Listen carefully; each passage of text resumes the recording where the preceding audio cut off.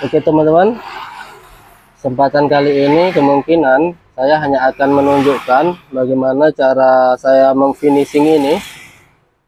Kemudian saya juga akan memberitahu mata ukir seperti apa yang saya pakai. Mata ukir jenis ini banyak ya teman-teman, seperti ini.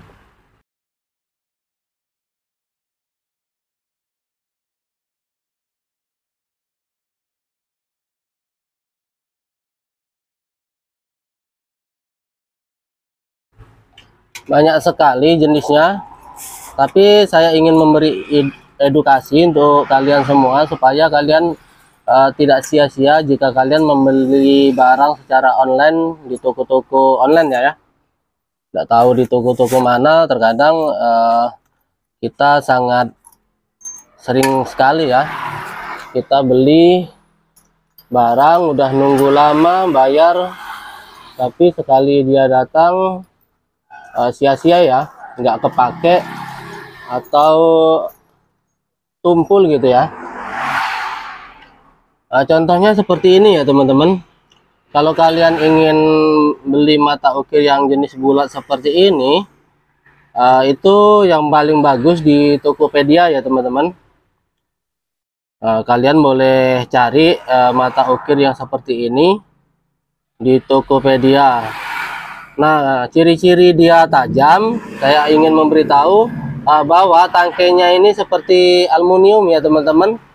Jangan yang mengkilat tampak seperti stainless. Kalau yang tampak seperti stainless itu pengalaman saya pribadi itu mudah haus atau tumpul ya teman-teman. Nah, untuk selanjutnya ini adalah penampakan yang sudah saya pahat. Ini boleh dilihat, ini baru pertama kali saya memahat, maksudnya belum diapa-apain ini. Nah, ini masih terlihat geripis-geripis. Nah, di sini kalau kalian ingin benar-benar belajar ukir teman-teman, usahakan dulu harus dalam seperti ini ya. Pokoknya semua harus dalam. Nah, seperti ini. Usahakan yang paling pertama kalau kalian mengukir harus dalam intinya. Kenapa? Kalau dalam itu pas kita gores dia pertama tidak meleset, dan yang kedua mudah cara kita finishing ya. Contohnya seperti ini sudah lurus ya teman-teman, ini sudah lurus.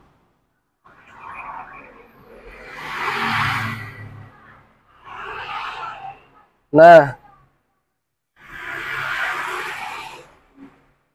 sudah lurus seperti ini, tinggal kita buang yang geripis-geripis yang kecil-kecil ini aja ya teman-teman. Ini kan ada geripis-geripis kan. Nah, cuman gitu aja. Kalau kita sudah dalam seperti ini ya, baik pun yang huruf-huruf kecil seperti ini dalam ini teman-teman. Dan saya usahakan harus dalam dulu. Ini juga, ini kecil-kecil ya teman-teman.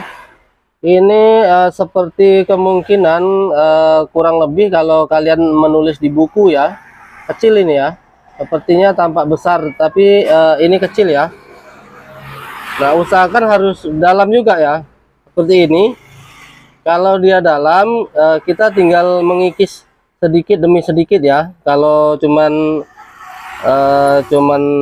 1 atau 2% biasalah, nanti dia ditimpa cat juga hilang ya. Nah, untuk cara menggoreskannya cukup mudah, simak terus video ini ya.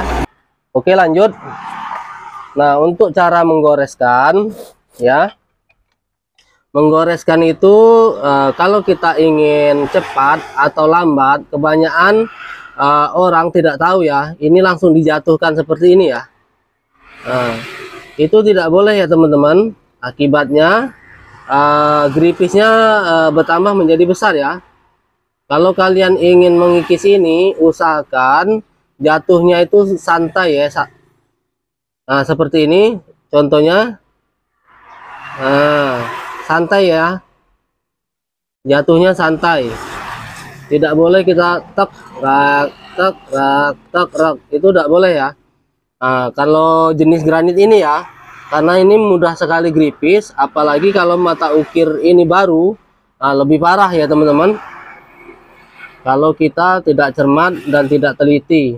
Saya akan contohkan ya.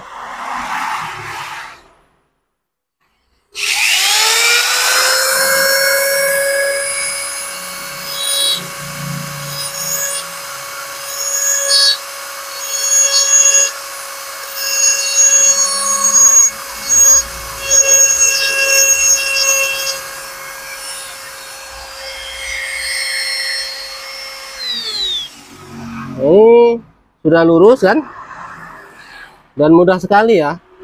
Ini sudah jadi dan kita tinggal meluruskan sedikit aja ya teman-teman. Makanya pekerjaan saya menjadi cepat dan mudah ya, karena intinya kalau saya mengukir harus dalam dulu ya, harus dalam, dan jangan sampai lari dari perinan ya. Pas kita pemahatan pertama seperti ini contohnya, walaupun kecil ya, kalau tulisan kecil seperti ini jangan terlalu ditekan sangat dalam ya. Sesuaikan dengan huruf-huruf yang tertera di perinan, jangan melampaui perinan ya, karena inilah guru kita ya, ini mal kita, jadi tidak boleh lari dari sini. Nah akhirnya kalau kita sudah pas, akhirnya dia rapi ya, tersusun dengan rapi, tidak ada yang besar kecil, semua sama ya. Nah kemungkinan segitu. Selanjutnya masalah untuk meruncingkan ini tidak bisa pakai ini ya, tapi kebetulan saya tidak membahas tentang itu. Untuk kali ini saya hanya akan membahas satu mata ukir ini aja.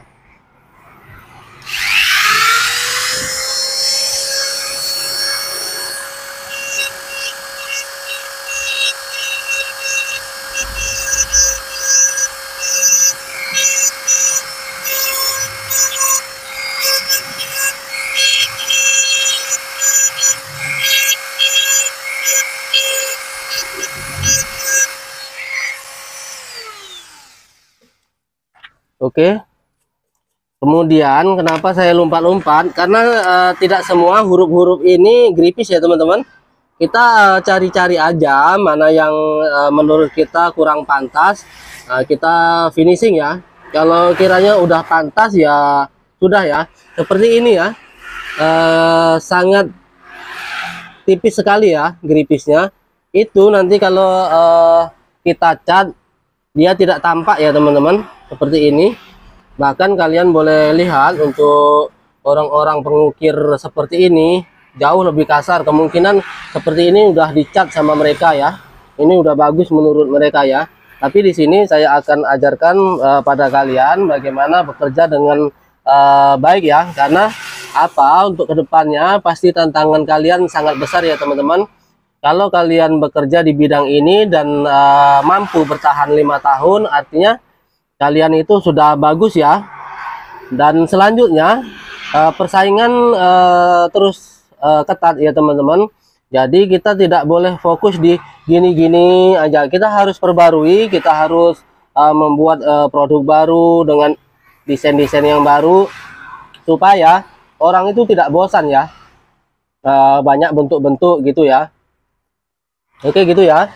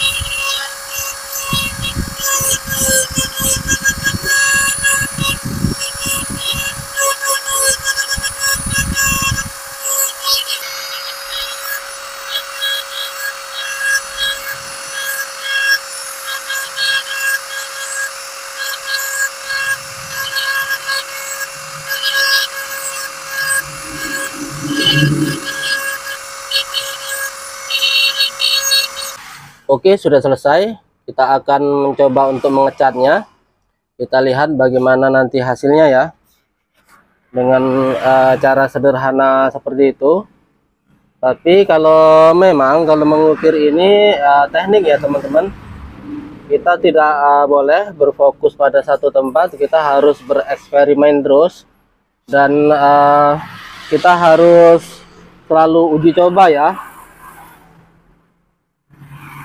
Tidak bisa hanya melihat konten orang, tapi kita harus praktekkan sendiri dan terus belajar ya.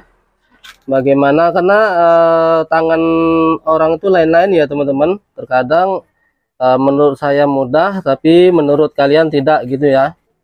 Tapi yang pasti di sini saya benar-benar memberikan semua ya, pengetahuan saya. Tidak ada yang saya tutup-tutupi.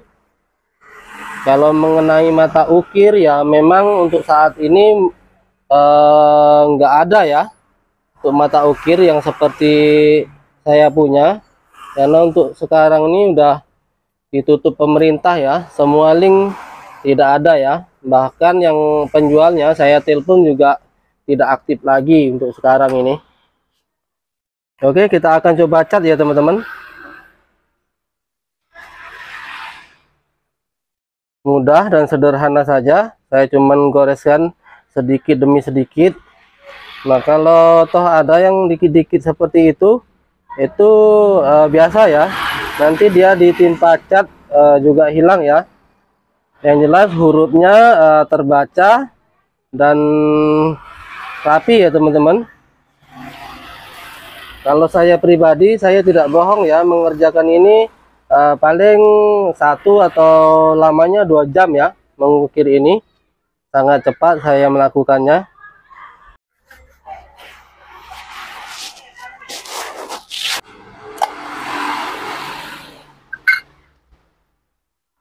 Nah bagi teman-teman yang menggunakan cat ini, kalau dia sudah agak beku atau mengering, silahkan ditambahi thinner ya teman-teman, supaya mudah kering ya. Nah, seperti ini, biasanya dia beku ya, ini juga saya tambahi thinner. Untuk thinnernya sendiri tidak sembarang ya, thinner yang agak mahal lah, seperti contohnya thinner Cobra gitu ya. Jangan thinner yang 10 ribuan itu ya, dia nggak sanggup ya. Tuh, boleh lihat kan, gripisnya langsung tidak terlihat kalau yang kecil-kecil. Itu makanya saya mengukir ini bisa cepat ya teman-teman. Banyak teman-teman saya juga aneh, katanya kok cepat ya. Karena teknik awalnya seperti yang saya bicarakan tadi, tekniknya harus dalam dulu.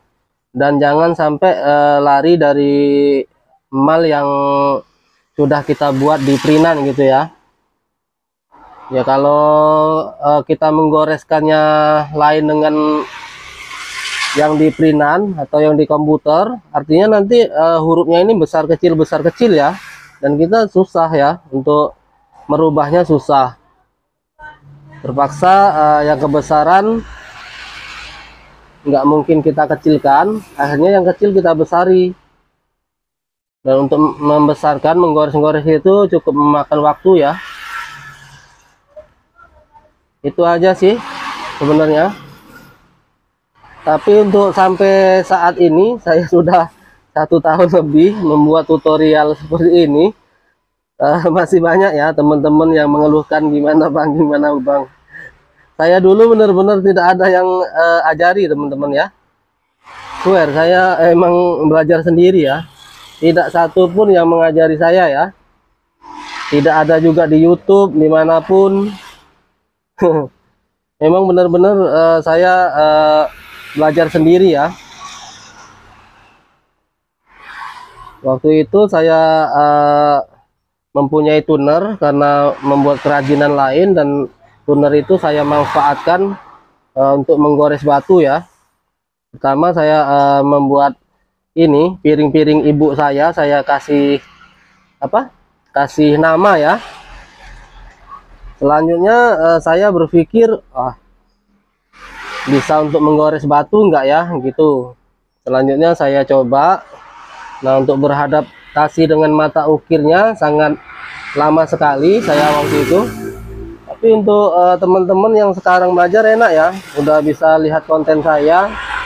Oh, mata ukirnya untuk pahat seperti ini, untuk huruf besar, untuk huruf kecil, untuk finishing.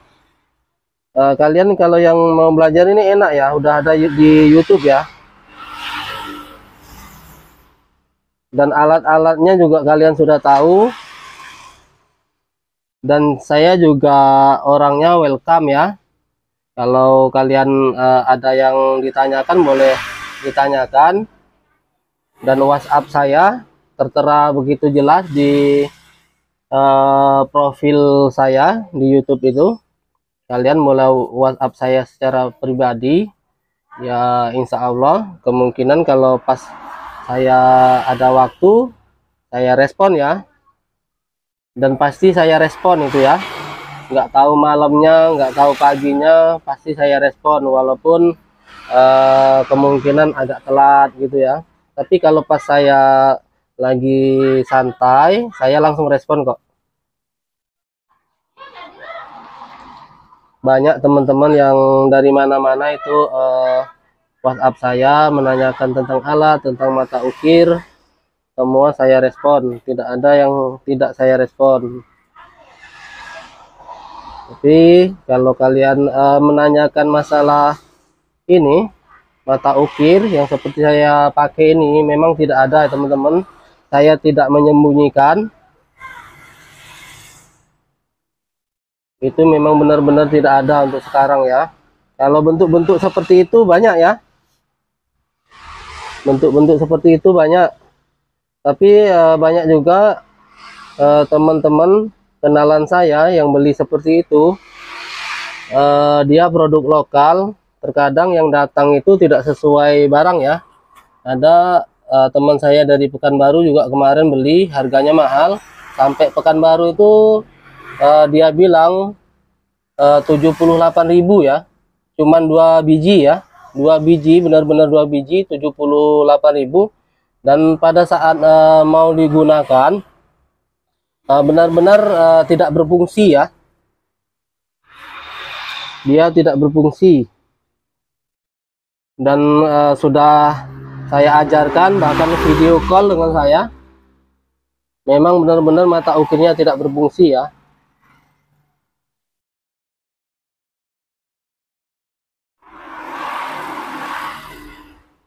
Oke, ini juga penting ya teman-teman.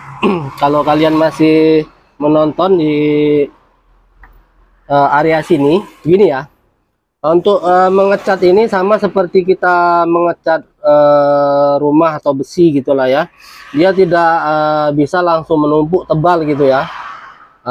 Nanti teman-teman mengira kenapa kok diulang-ulang nggak sekali gitu ya. Ini kalau mau mendapatkan kerapian seperti ini ya, ini sudah kering baru kita timpa sekali lagi.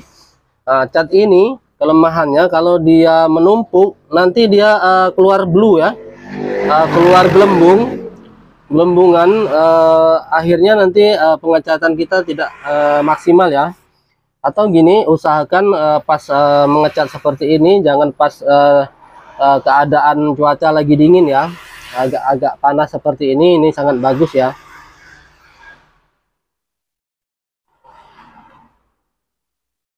Seperti ini ya, tidak boleh tebal-tebal. Nanti setelah dia kering, kita anggap belum maksimal ya, kita tambahi aja ya. Kalau saya sih biasanya sampai 3 kali ya, seperti ini. Tapi jangan masih basah ditimpa lagi ya. Udah agak kering baru ditimpa. Kalau cat ini mudah kering ya, paling 3 atau 4 menitan dia kering. Walaupun dia tidak maksimal tapi bisa kita timpa lagi ya dengan cat yang baru seperti ini. Yang paling penting pertama, mengukir tidak boleh lari dari printan. Huruf di dalam printan seperti itu ya harus gitu ya. Dan yang kedua harus dalam. Kemudian ketiga, finishing tidak boleh dihentak ya, jatuh mata ukir itu halus sekali ya, dan itu belajarnya tidak mudah ya teman-teman. Nanti teman-teman kalau sudah terbiasa, teman-teman tahu ya, nanti akan paham dengan sendirinya. Tapi sebelum kalian jauh ya, kalau kalian tahu ya langsung dipraktekkan ya, karena kita mau ngilangi yang gripis malah yang lain ikut gripis gitu, jadi nggak selesai-selesai pekerjaan.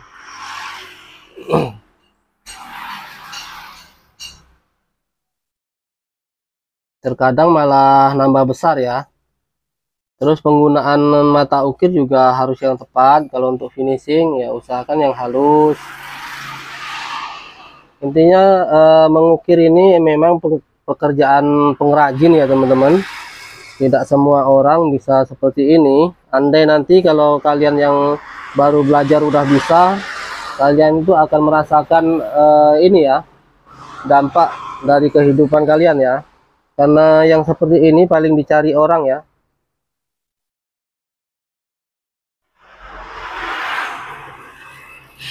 Untuk masalah harga, orang itu tidak keberatan ya dengan harga mahal. Yang penting mereka itu puas ya. Apalagi kalau seperti ini biasanya untuk orang-orang yang mereka sayang. Jadi mereka tidak segan-segan mengeluarkan uang banyak untuk yang seperti ini.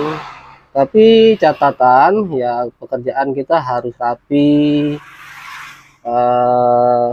apa ya, tidak boleh biasa-biasa saja ya.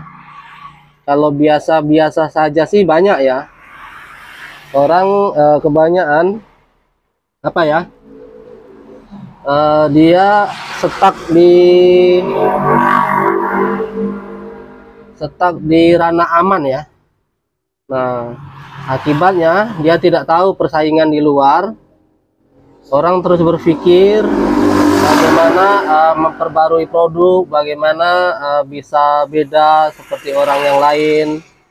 Ini sekarang saya turun gunung ke YouTube, dan akibatnya teman-teman di Palembang ini udah banyak yang bisa ya, gara-gara saya membuat tutorial seperti ini. Saya alhamdulillah, saya bersyukur alhamdulillah, dan memang itu tujuan saya. Tapi ada dampaknya juga. Akhirnya karena orang udah banyak bisa, orderan saya agak menipis, omset saya agak turun. Nah, tapi saya tidak kehabisan akal ya teman-teman. Di sini saya saat ini lagi berusaha mendesain pola-pola baru tentang batu nisan ini, supaya saya tetap berkembang dan mampu bertahan dalam persaingan ya. Kalau kita gini-gini aja ya otomatis kita disaingi orang terus. Kalian boleh lihatlah negara-negara maju, misalnya dia bikin mobil terus ditiru. Nah, yang niru itu belum sepenuhnya maksimal, tapi dia udah bikin produk baru lagi ya.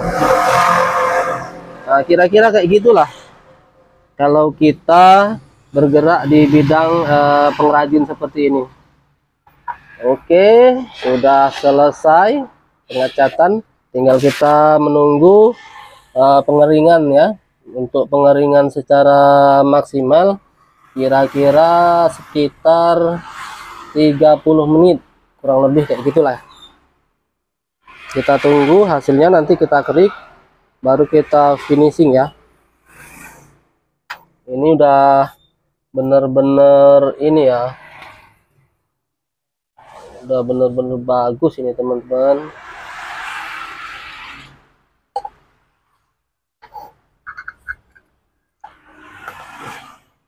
Kita tunggu sampai dia mengering.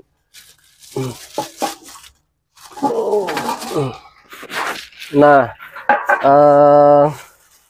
thinner yang saya maksud thinner seperti ini ya teman-teman, seperti ini. Ini yang cap cobra ya, harganya sekitar 50 ribuan ya. Ini Jadi thinner untuk cat ini tidak sembarangan ya. Thinner ini fungsinya enak kalau tangan kita kena resin, kita cuci pakai ini ya. Selain pakai thinner ini nggak mampu ya. Resin itu kalau pakai thinner yang biasa ya, yang 10 ribuan itu tidak maksimal ya mengupasnya di tangan. Kalau pas kita kena resin, inilah yang paling bagus ya. Silahkan kalian beli, banyak kok di toko bangunan. Nah, kayak ginilah seperti konten-konten saya sebelumnya. Tapi di sini lebih saya jelaskan secara narasi supaya kalian lebih ngeh ya. Karena saya lihat juga di analitik saya, penontonnya banyak umuran 30 ke atas ya. Jadi kemungkinan udah banyak banyak berkurang ya pemikiran. Ya semoga karena konten ini bapak-bapaknya jadi lebih bisa ya. Ya kalau belum bisa sabar aja, belajar terus. Insya Allah kalian akan bisa semua kok. Oke, sudah kering, kita kupas. Caranya mudah sekali. Kita tadi menunggu sekitar 30 menitan ya.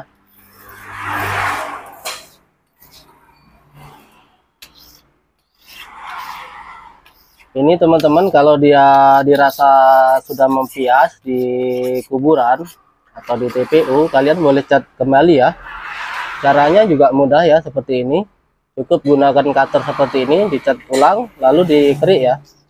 Ya terkadang kalau cat ini terkena panas secara langsung, dia lama-lama juga memias ya teman-teman.